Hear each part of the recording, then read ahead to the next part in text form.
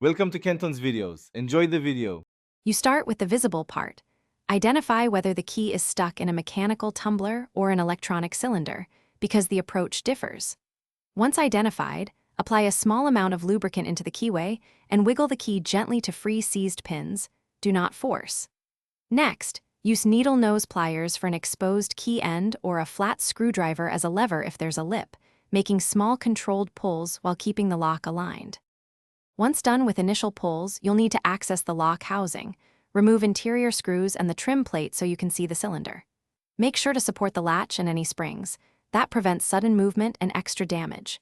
If the key is broken inside, use a key extractor or a thin 0.5 mm shim to hook fragments and pull slowly.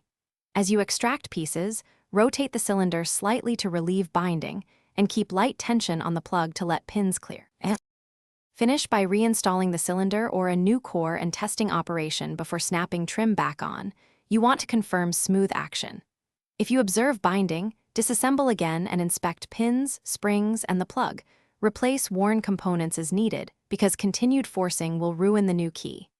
If the lock is electronic, make sure to disconnect power, then reconnect after replacement to let the module reset. If extraction fails, call a Thanks for watching. Consider subscribing if we helped you.